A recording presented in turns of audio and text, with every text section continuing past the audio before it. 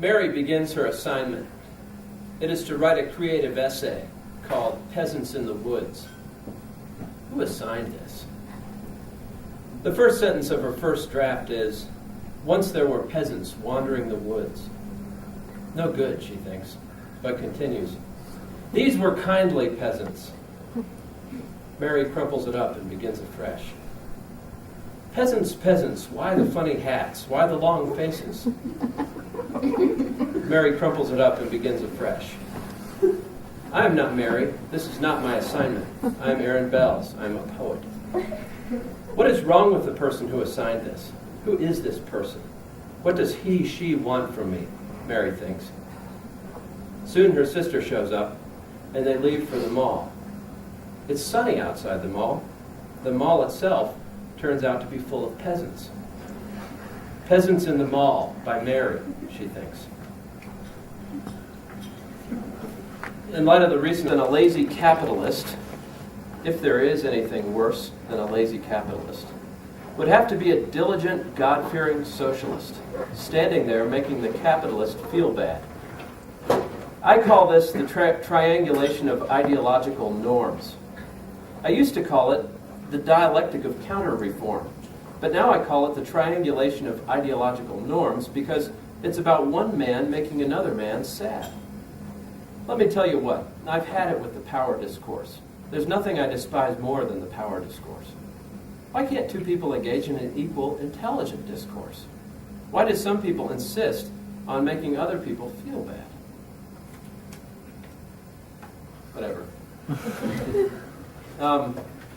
I think that's it from Bangs, and I'm going to read first a few poems that kind of explain why I write, and really in a very convoluted way, unless, I don't know. It's not like a didactic explanation of why I write. It's really an embodiment of how I write, but in the most typical way. So these two poems, Tim and the Giant Horse and Looking at Ducks. If you've ever heard me read, you've heard these because I read them at every reading at this very moment in the reading. Tim and the Giant Horse. Part of me wants to eat the horse. Part of me wants to pet it. Another part of me wants to kick Tim with my knife shoe and then to defenestrate him. I can't stop worrying about Tim on top of the horse. Part of me wants to photograph it, but another part of me wants to forget it. I guess the problem is that I love that old horse. Wait, defenestrate actually is a word. It means to throw someone or something out of a window. Picture something you want to defenestrate. Now imagine me doing that to Tim, after I've knife-kicked him. But I sit here just pulling on my little beard, wondering in part where giant horses come from. Also maybe where I can get a book about horses. Theoretically, let's say giant horses come from region X. Let's say it takes Y hours to get there at Z speed. But there's a possibility that you shouldn't be going Z speed. Perhaps the limit is something lower. Then again, perhaps giant horses come from nowhere. I'm kidding, of course, but listen to this. According to the web, certain women do come from nowhere. Among them is a real-life queen named Jessica, who rules X with an iron scepter. But two facts complicate the tale. 1, the scepter is a pair of scissors. 2, Jessica is a man. My question is, and has been from the start, who will save us? Tim and the Giant Horse?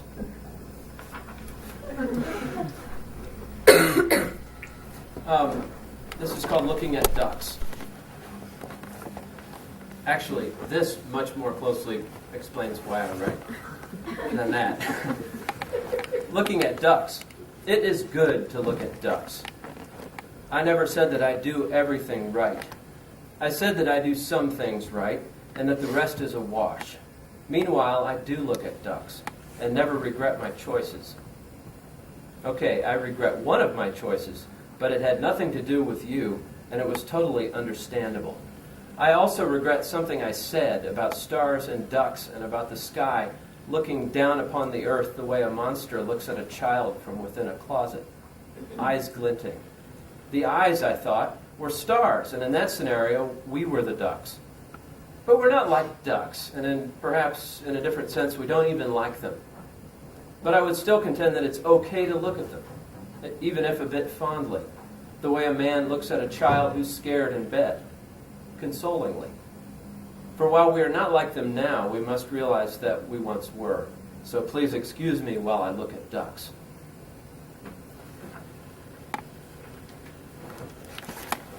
As the title is, as coal becomes less of an anomaly and the large car slows.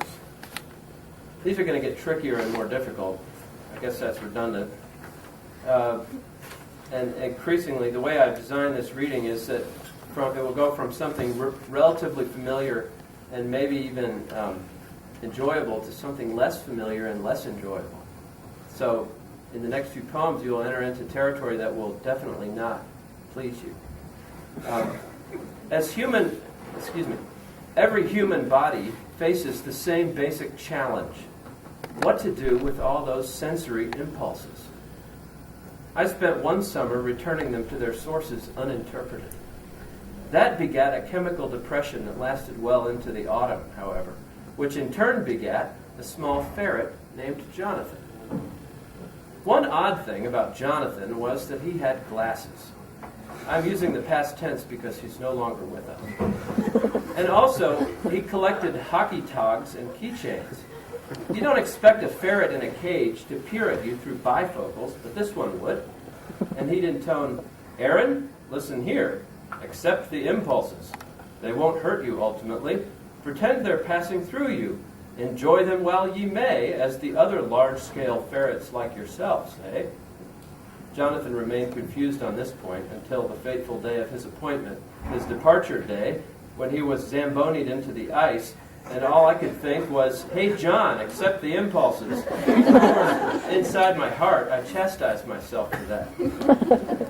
Today, the so-called sun sends waves of light into my retinal cortex and deep into my brain, for it is summer again, and the spice bushes reek of cumin, and all the boats in the harbor are swaying in unison.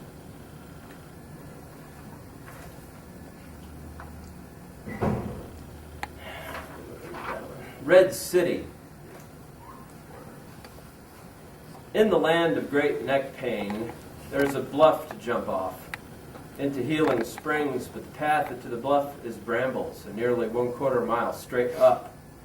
So people have hamburgered their fintail cars in among the ladies of the lot, never hoping for better transmissions than the long periods of staccato throat clearing.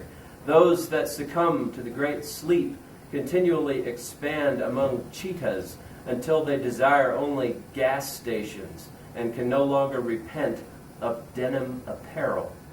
They make a living selling chintz and keep mostly to their own dying selves. Even though the lunar mist is glorious, they won't go for a swim in it. A band of hardy voyagers managed to penetrate the row of guards, evoking a pickup game of Red Rover, and spoiled the entire TV dinner affair. At least 100 naked citizens escaped a bloody and compromised history to make a new beginning among flames. I was one. I arose passionate. I came hither. I slept in my clothes. These make no sense at all. Smocks. Bella ate her smock, what had paint on it, grumbled Ferruccio. He had been omitting cadavers all night. Trial by Ferruccio, epoxy nightmare, feminism. I just put feminism at the end in parentheses because it seemed appropriate. Slam dunk. I parked my slam dunk by the curb. I walked up to the waitress of the dunes and asked for a twilight chill. And she cortisone shot, ye old candy shop.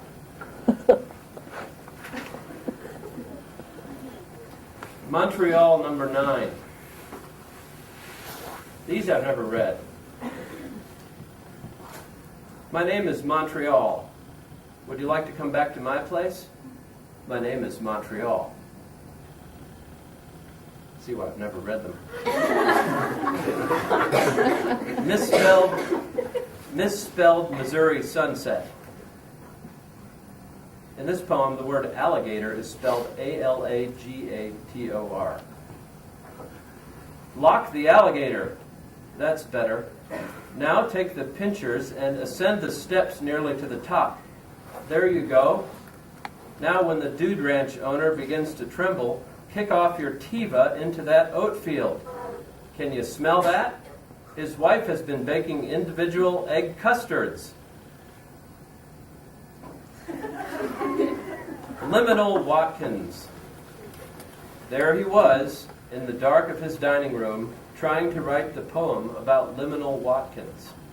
It had been about 2 hours since he'd eaten dinner, and all he could think about was food. This poem features Adam Belz. Things that tend not to collapse. My cousin Adam, the moon, my wedding ring, a clock, a stereo, a book of verse. Try putting collapsing in front of each and see. Suddenly, the wedding ring collapsed. We waited while the stereo finished collapsing. We saw Adam collapse on the soccer field. Okay, wait, take my cousin Adam off the list. Some things collapse only once. A building, an oil rig, a star, a roller coaster. Some things collapse many times. A teepee, a slinky, a ham sandwich, my grandmother. Some things absolutely never collapse. A stone from the shore of Lake Superior, God.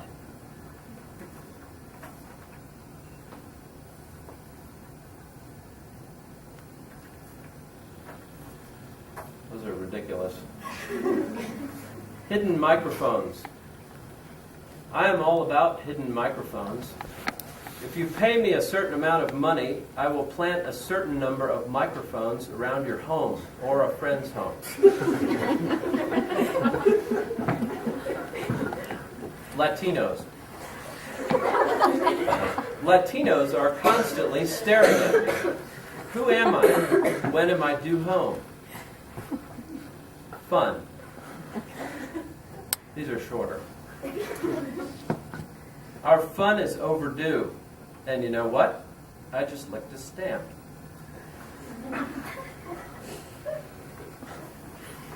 Okay, some of these now move into a somewhat, the language in them is still less familiar, and it's not put together in a way that is familiar. However, it's verging on narrative. So these poems that I'm going to read next become increasingly obviously narratives. Rising. Along the west bank of the Ob, a horrible tangle of steeples, you'd have seen them from the boat before it came unglued, leaving you among the older voices, those tired waters, waitresses, artists, anteaters, all sorts of shades mixing indecorously in that deep, its kind of Jamesian cares, as if another replica of the self were rising, but this time in the city among cocktail markets, Soho, its proud, and another its champion, there among ruins, along chemical stashes, one by one, roaming their ended tubes, and all this as if reflected in that child's shy eyes, poor dead. The wildness is what freezes the sense of unbearable difference among the rocks of the bank, that and the inclement slipperies. It has its own kind of church. And what I mean is an arrow-eyed preacher, the sense of yearning. Yet, what is with all this water in which we seem to have found ourselves? Privacy. When every word sounds cliche, each turn of phrase derivative, that's when I turned to slapstick and boorish sexual innuendo. Usually in a real beer garden, tables are heavier, less easy to topple.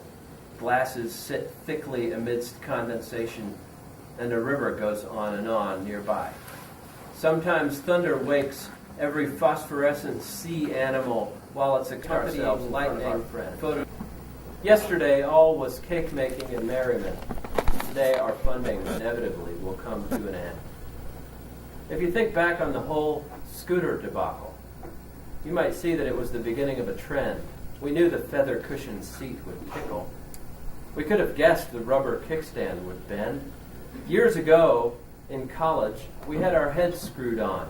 We carried notebooks everywhere we went and asked questions of the freshmen on the lawn. Even in grad school, we said what we meant. A blue car travels northeast at 18 miles per hour. A red truck travels the same direction at the same speed. How long before each driver needs a shower? Our approach was pure science, rigorous indeed, but slowly over time things seemed to degenerate. Things fell apart, if you'll permit me that cliche. What once was instantaneous now produced a wait. We found ourselves going out at night to make hay. And now, after 15 years of work and trying, the sum of all our thought has gone awry. But there's no progress made in hopeless sighing. We'll rethink the bungees, and they'll work by and by. The hordes. This is really about Lord of the Rings, as the movies, Lord of the Rings. There were too many hordes. I saw men.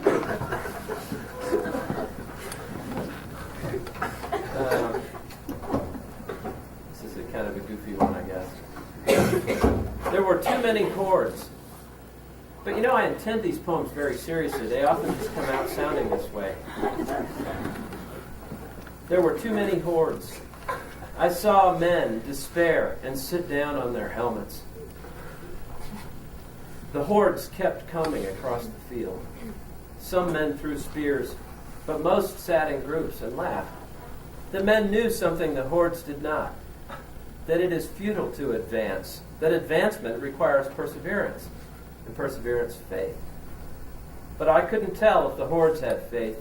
Actually, it seemed as though they were driven by a single burning eye. The eye had plenty of faith. Its kind of faith was sucking up faith from every little beast and using it to drive the hordes across a now corpse-strewn field. The men ate sandwiches from plastic bags and shook their heads in disbelief. One of them thought about his heart and what it meant to him as he was crushed under dirty boots. Reinforcements came from the north and bifurcated the horde's ranks with reckless ease. Only a few horses fell. It was like night and day how one force sat and ate sandwiches while the other one came galloping in from the north and won. I watched from the audience and did not know what I should learn from this. I did not know what it all meant. One force of men seemed tired, while the other seemed lethal. Soon the hordes deployed huge elephants, but the reinforcements dispatched them to a clumsy doom. I watched all this and didn't know if perhaps I should root for the beautiful animals and their brainwashed riders, or for the flashy men and elves who, as if by tricks of light, upended them. The elephants swept their tusks across the troops and tried their best to win the day, but in the end they lost their lives. I'd rooted for men before. They'd let me down. This time, I rooted for the elephants, who, although they lost their small-brained lives, persevered and gave me hope.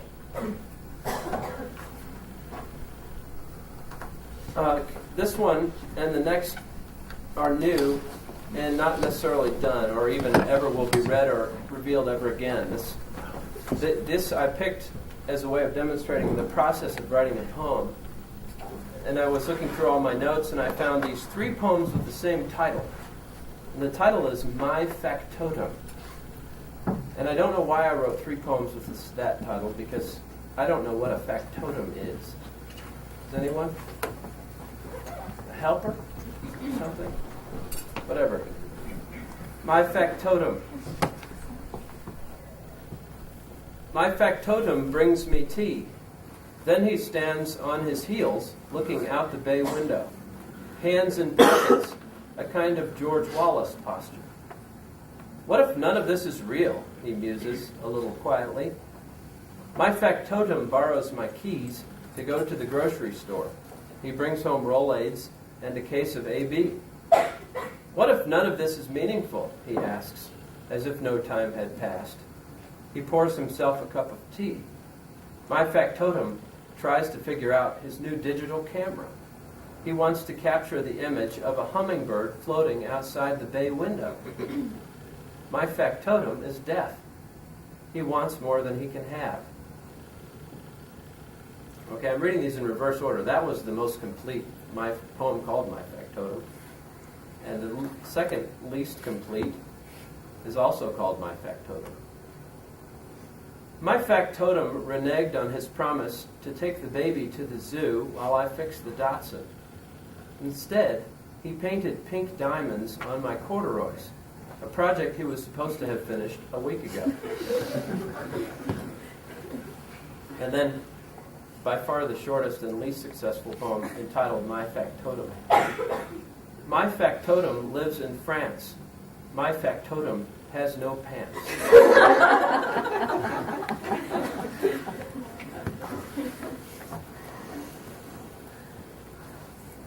Back west. The next few are very short and intended to show you how the writing process happens, I guess. Vast crimson sunsets beckon us west. We don't go because we're busy back east. I don't blame us because we were born here.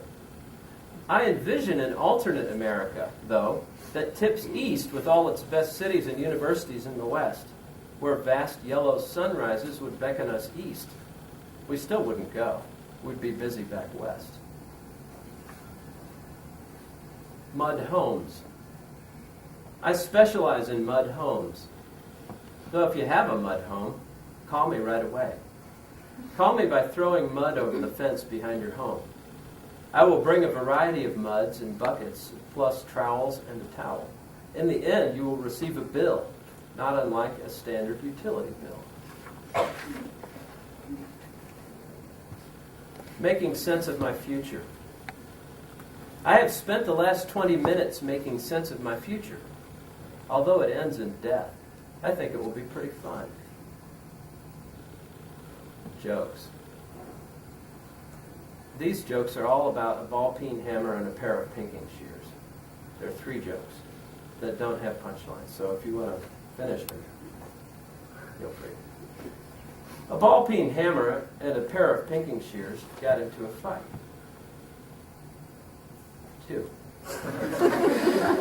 A druggist walked into a bar with a ball-peen hammer. The bartender was a pair of pinking shears. 3. A pair of pinking shears and a ball-peen hammer were walking down the road.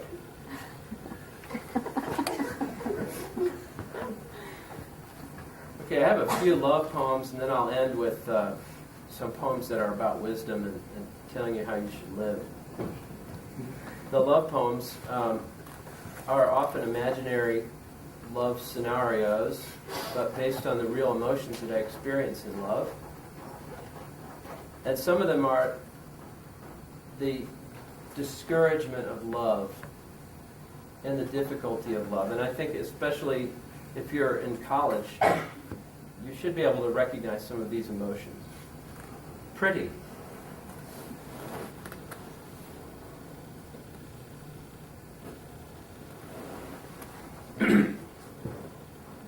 You look pretty here among the chirping lights. You remind me of an ex-girlfriend I'm still friends with. Each person in this place walks around in an invisible cage. How you doing there, boss? Says one, nodding. I squint at him, not unknowingly, remembering that I am someone's guest. You lift your special glass moonward, smiling like the girl you are, saying something simple and audible, like, "Are we there yet?" but not that. I know you were born on a farm, though you do not know that I know that. You still have nettles in your socks, I imagine, and nothing you say will surprise me.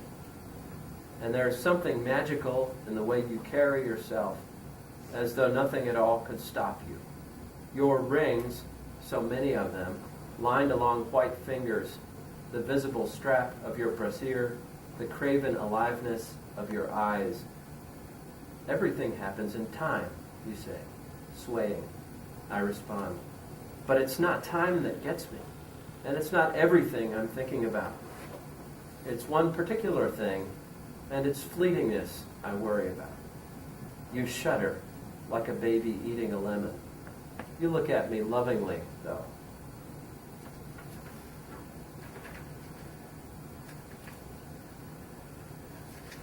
Terrific. Could we go swimming at night in our swimsuits, casually talking, drinking mint juleps, if I stopped talking and just looked blankly at you, not knowing what your heart holds? Would you start talking to make things less awkward? Or would you come closer and put your hand on my cheek? I love your long fingers and your long way of looking off into the nighttime while talking to boys. This is terrific, this season of guessing. Would you come closer or just keep being friends?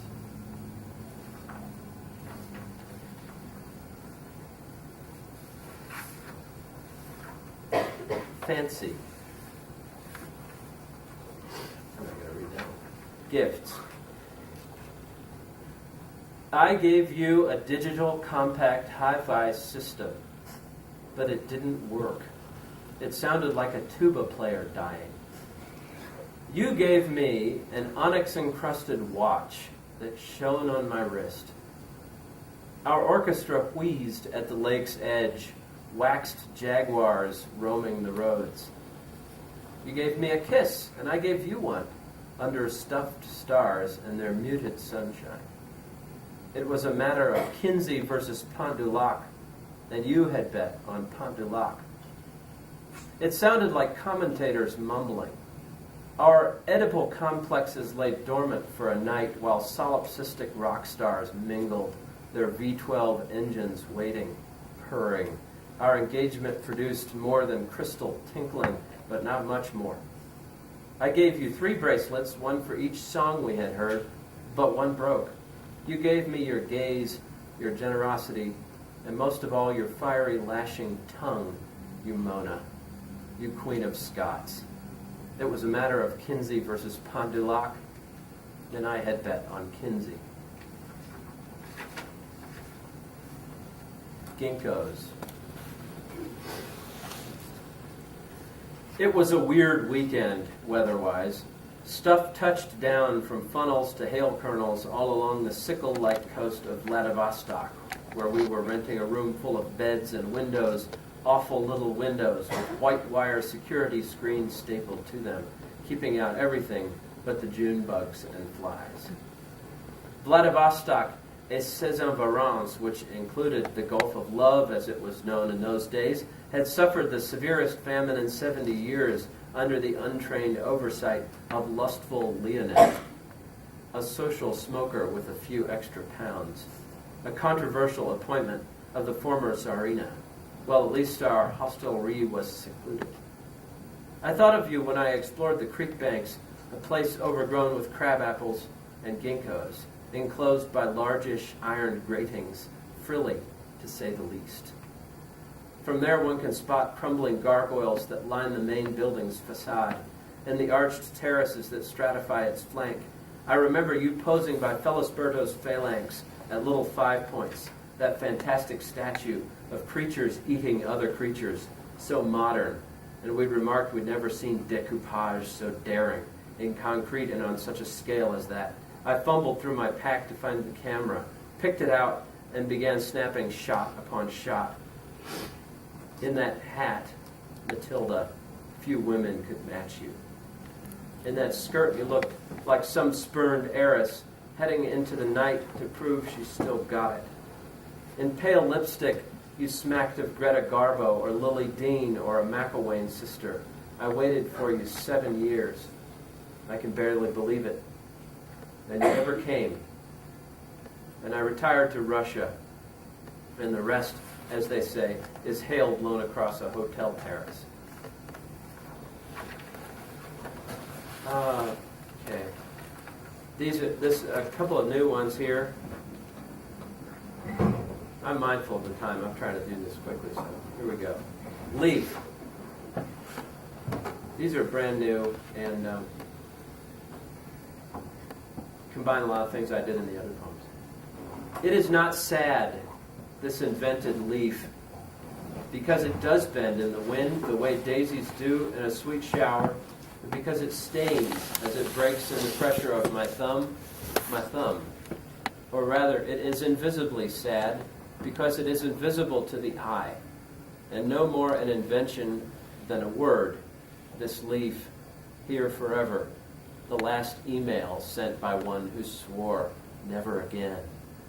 Once in the inbox, now deleted, a whole branch full of words that had grown, if not out of love, or sweet, false, virtuous showers, out of each of our desperation to know, and to be known by one another. Lace. Somewhere there is a place in words, inhabited by a man, described by words. That man desires you to join him by sharing with him your deepest words, or even your most superficial ones, such as smart and classy. You are a smart and classy woman, just as he is a tall and clumsy man. Go on. He wants to know what's next. Say them. He will type them in.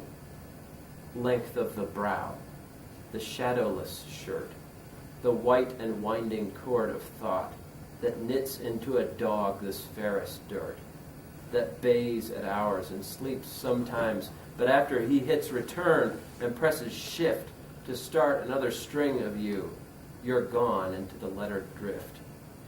Somewhere there is an act in time that doesn't end, but you're not there. Your words were spoken in the air.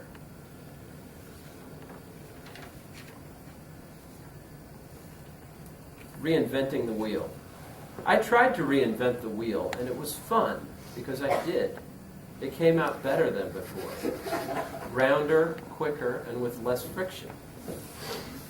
The mistake I made was trying to reinvent you. You came out taller and less confident, with a shopkeeper's eye and shiny skin.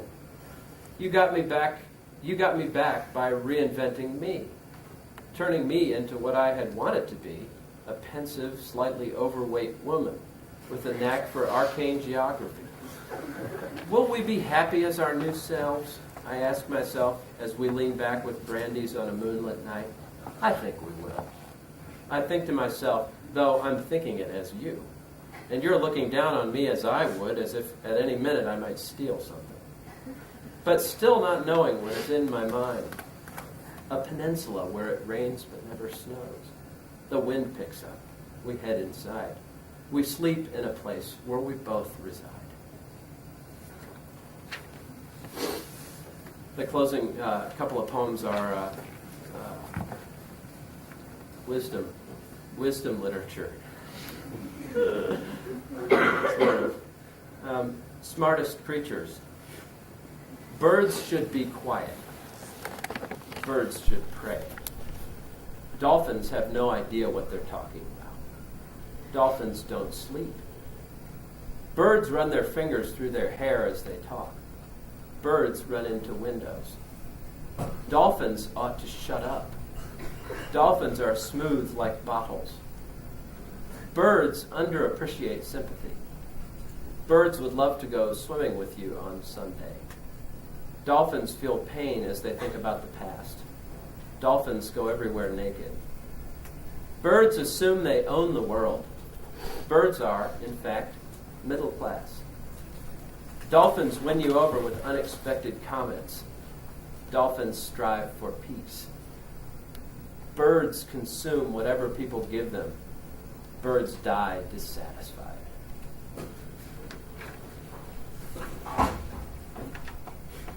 Glowing pear.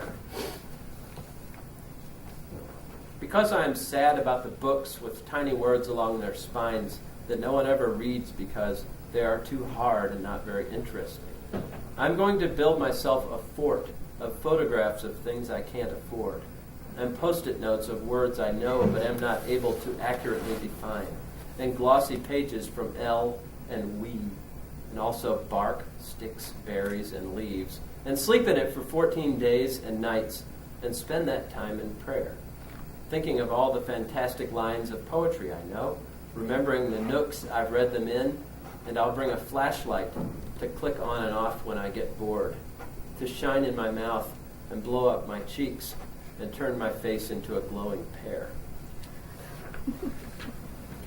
The last poem is called Direction. And this, again, and I'm returning, as in closing, returning to why I write or how I write. This is kind of emblematic of my whole approach. You expect me to tell you about the interior of the room in which I'm typing this and connect it to my feelings. But I'd rather tell you about the interior of your room and use that as a symbol for something less abstract. Actually, here's a better idea. Let's put our heads together and try to think up a third room, unknown to either of us, and then divide or multiply its number of windows by the least number of words necessary to describe it. In this way, perhaps we can accurately triangulate brief but nearly photographic images of each other's mothers when they were first married, in veils, and of their driving down the street with tin can tails, of their first orgasmic separation, their little giggles, of their medication when it came time to prescribe it. You expect me to tell you about the spite in my loin, which is the sad hail of commas in the professor's paragraph. But I cannot even begin to do it, for I am a ranch boy, and not even a very good one. I live in El Bandito, Texas. I'm an old man in Maine. I manage a dime store. And you are a movie director, but only in your mind. That's it.